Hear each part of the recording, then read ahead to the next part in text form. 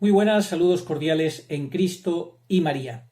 Monseñor Antonio Livi, sacerdote con más de 50 años de experiencia ministerial, y no un cualquiera, ojo, porque es teólogo, filósofo, metafísico, editor y ensayista italiano y profesor emérito de la Pontificia Universidad Lateranense, es decir, no es un cualquiera.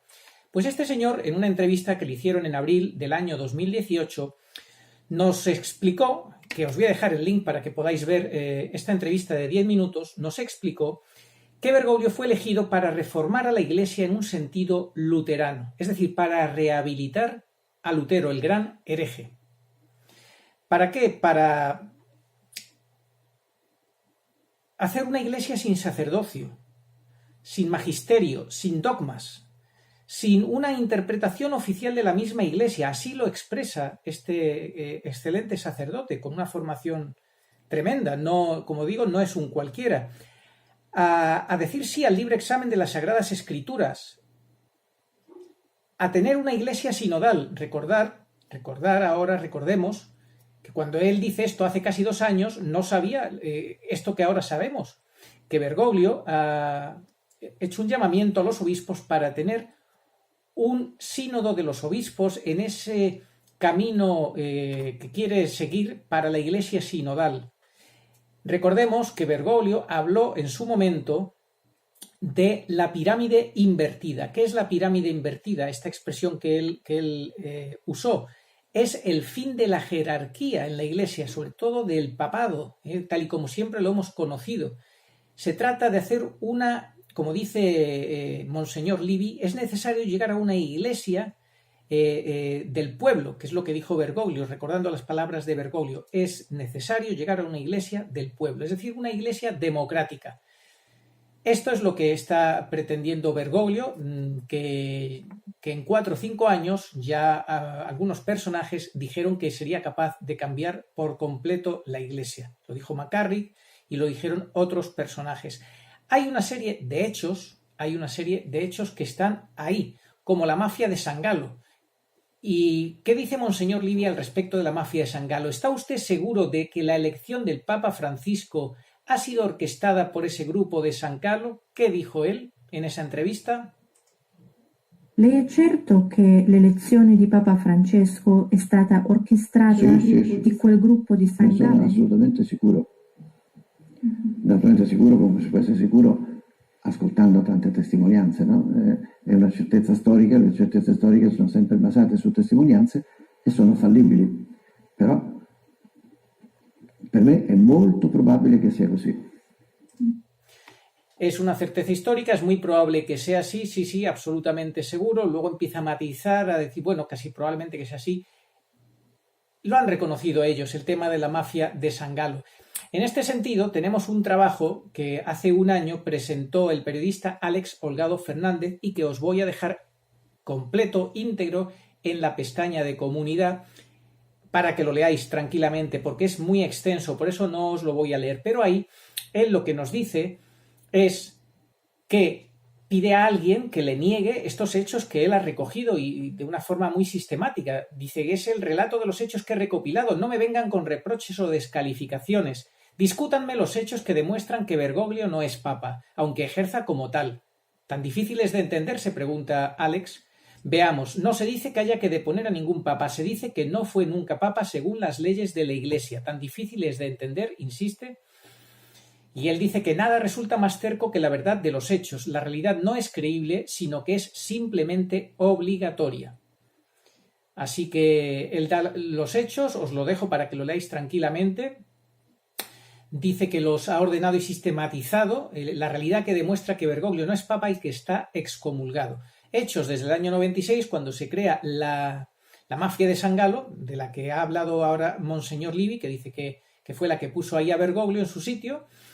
Y luego habla también de que en el año 96 Juan Pablo II prohibía, a través de una constitución que él creó a tal efecto, que nadie, ni siquiera un cardenal, mientras viva el pontífice y sin haberlo consultado, pueda hacer pactos sobre la elección de su sucesor, ni prometer votos o tomar decisiones a este respecto en reuniones privadas, lo que la mafia de San Galo hizo y luego algunos de sus miembros, pues tranquilamente se dedicaron a reconocer ufanamente que habían hecho con todo descaro. Saca muchos datos, como digo, os recomiendo que lo leáis. Algunos datos son absolutamente impresionantes. Un año antes de que Benedicto declarara que iba a dimitir, había recibido amenazas serias de muerte.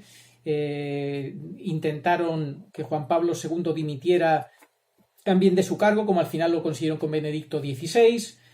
Hubo presiones con Benedicto desde el año 2009 para que dimitiera, por parte primero de Hans King, luego en el 2012 de otra manera, por parte de otros personajes.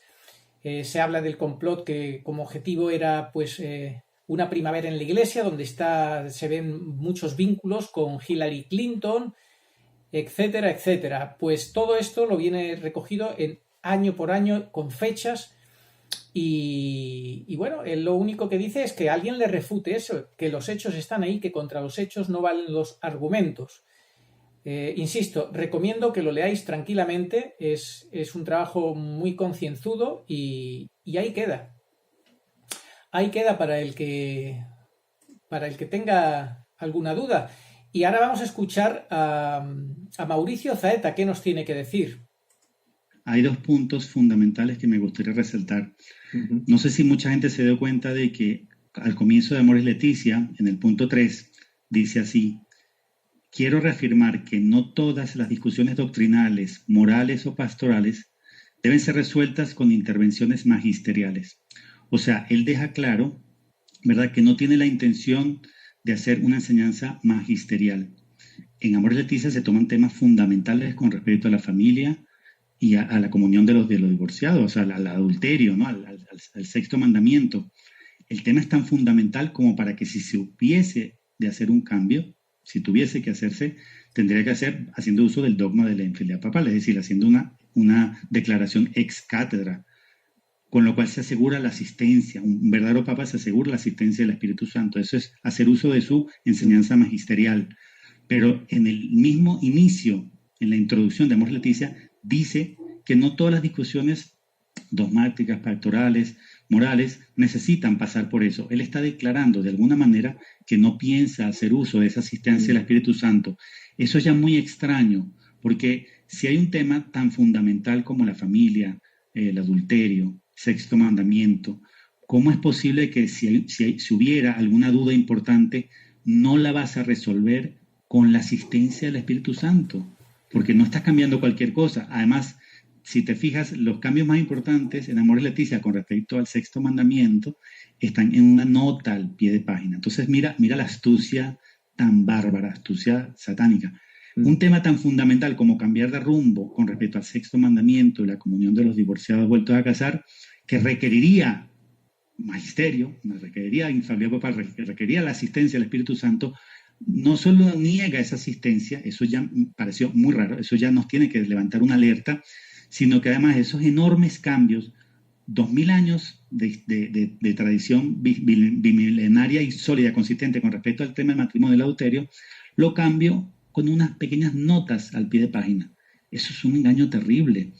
Pero lo que quiero destacar, sobre todo, haciendo uso de lo que tú comentaste de pontificado de excepción, es qué excepción más grande que cambiar el rumbo en algo fundamental, diciendo de entrada en Amoris Laetitia, en el punto número 3, que no piensa hacer uso de una enseñanza magistral, de una enseñanza asistida por el Espíritu Santo. Eso ya indica que no es vicario de Cristo.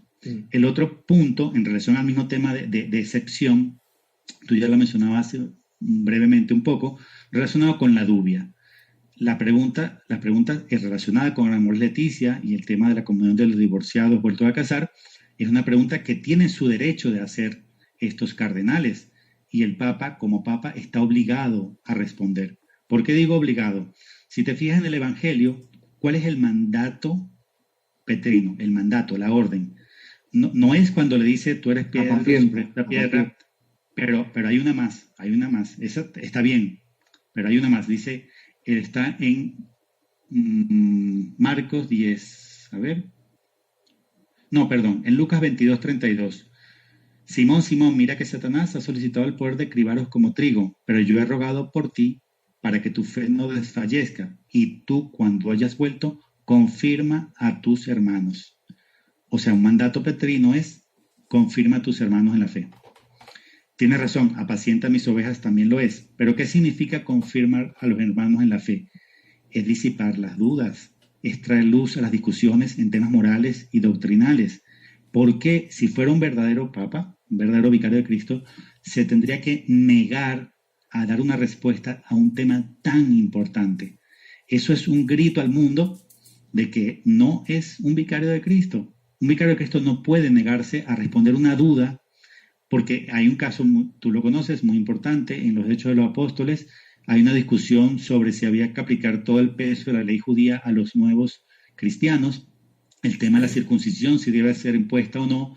El primer papa Pedro, pues tenía una confusión al respecto y lo exhorta amorosamente Pablo y le hace ver.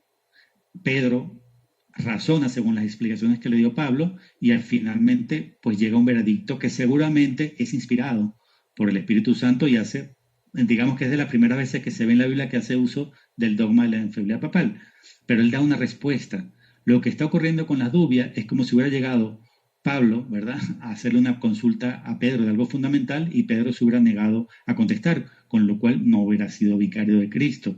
Entonces, el negarse a responder las dubias es una señal enorme, enorme, de que no es vicario de Cristo y de que además es un usurpador, y por eso es que no contesta, porque ni le corresponde ni puede hacerlo, ¿no? Digo no puede hacerlo porque están también hechas las preguntas, que si respondía que sí, pues se declarara hereje, y si respondía que no, tenía que decir, disculpen, tengo que retirar a Mores Leticia, me equivoqué, perdonen hermanos. Entonces, la verdad es que no le dejaron mucha campo de acción, pero lo que estoy resaltando específicamente es la negativa a dar una respuesta. Un verdadero vicario no puede porque incumple el mandato bíblico de confirma a tus hermanos en la fe.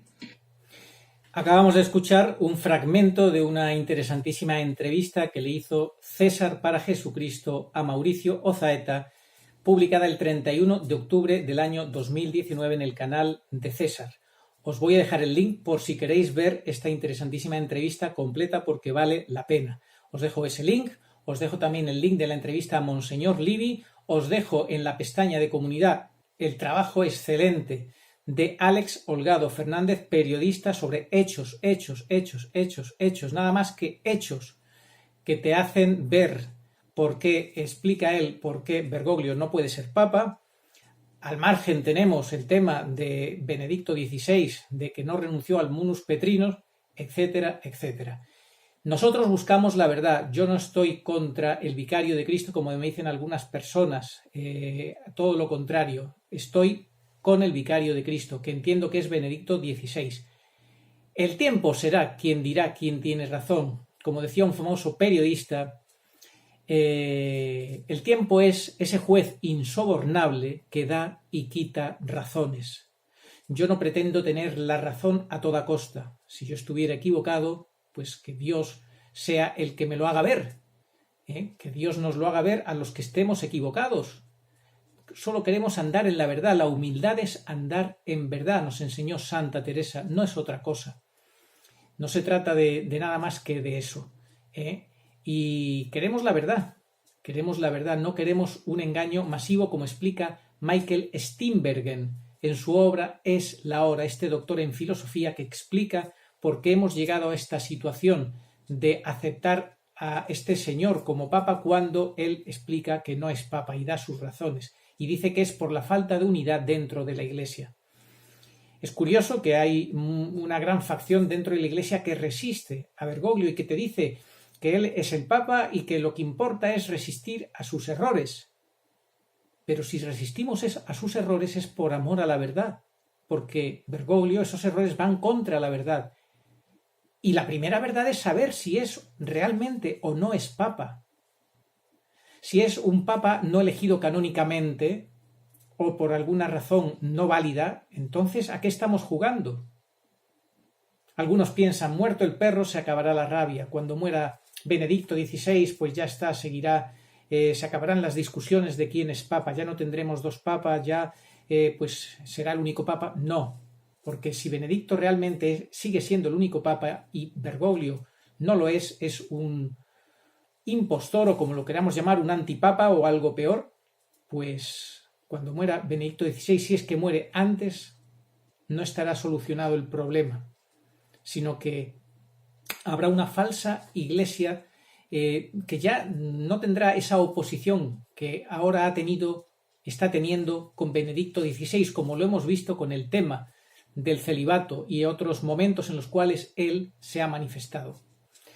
Insisto, recomiendo que veáis ese trabajo excelente de Alex Holgado, el periodista, que os dejo en la pestaña de comunidad, y estos dos links de estas dos entrevistas a Mauricio Ozaeta en el canal de César para Jesucristo, y la entrevista a este excelente sacerdote con más de 50 años, que no es un cualquiera, insisto, porque es teólogo, es filósofo, es metafísico, editor y ensayista italiano, profesor emérito de la Pontificia Universidad Lateranense, en el cual da una serie de datos que dejan las cosas bastante claras sobre lo que estamos viendo con nuestros propios ojos. Y termino leyéndoos una explicación también que nos da Pete Baklinski. Pete Baklinski nos contó en mayo de 2018 esto que os voy a leer ahora, que también es bastante revelador. Dice: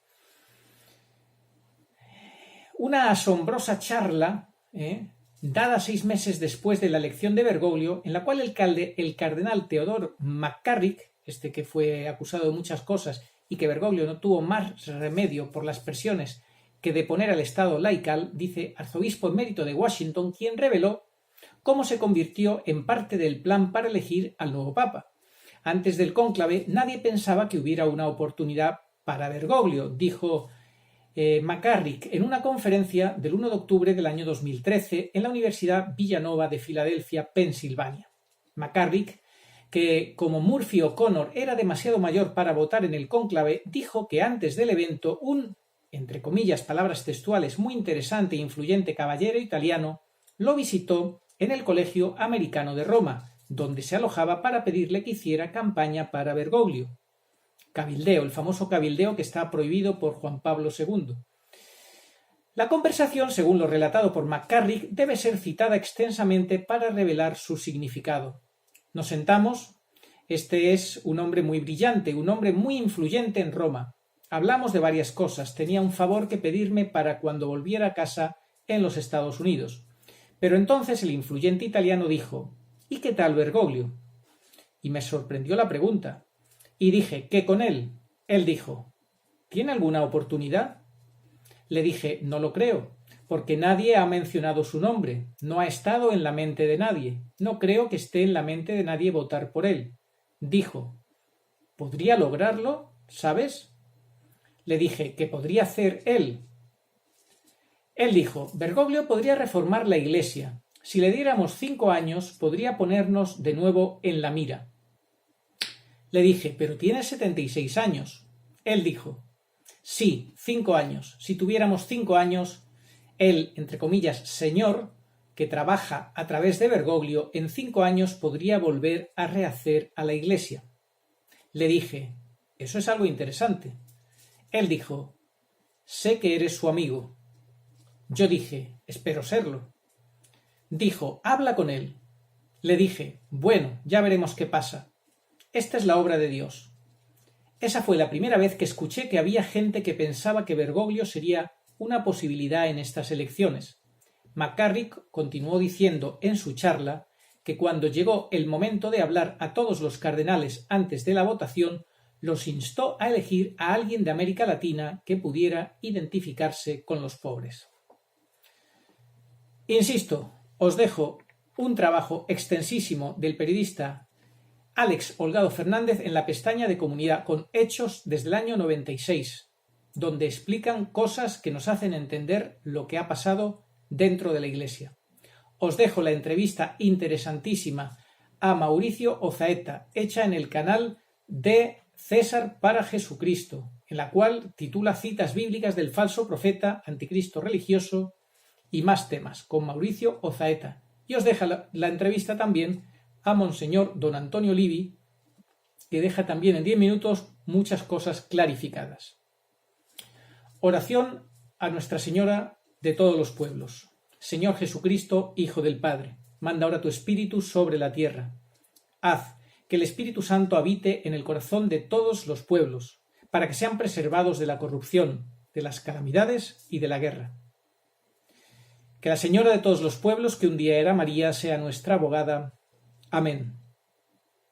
Hoy el Padre Justo Lofeudo nos ha insistido en que hagamos esta oración a Nuestra Señora de todos los pueblos y que la hagamos todos los días. ¿Por qué? No por gusto, no por capricho, sino porque ella, la Virgen, en esa aparición de los años 50 en Holanda, Aira Pederman, le pidió a la Virgen que la rezáramos todos los días. Por eso rezamos también el rosario, porque lo pide la Virgen, no es por otro motivo. Y exactamente el Padre Justo Lofeudo ha contado algo, dice que ha recibido hoy mismo, que dice: Padre, algo que le han enviado. Padre, doy testimonio de la sanación de una válvula del corazón de mi hijo Philip, que nació con un problema cardíaco. Yo le pedí por su curación a la Virgen y ella intercedió, y el milagro se produjo en Ámsterdam, en la Casa de las Apariciones en Ámsterdam, luego de la imposición de manos del sacerdote al momento de la comunión. Lo hizo sin yo pedírselo, porque no sabía su idioma. El niño me acompañó a comulgar, y el sacerdote lo tomó a un ladito, lo hizo y luego se sanó. Esa noche cambió de piel los pies, y al llegar a Colombia, su ecografía de corazón de control fueron normales. Bendito sea Dios nuestro Señor, y alabada su Santísima Madre. El niño todas las noches hace la oración. Ahora tiene 15 años. Firma Constancia Jiménez. Así que ya lo sabéis, la oración a Nuestra Señora de todos los pueblos. Oh María, sin pecado concebida, rogad por nosotros que recurrimos a vos. Amén.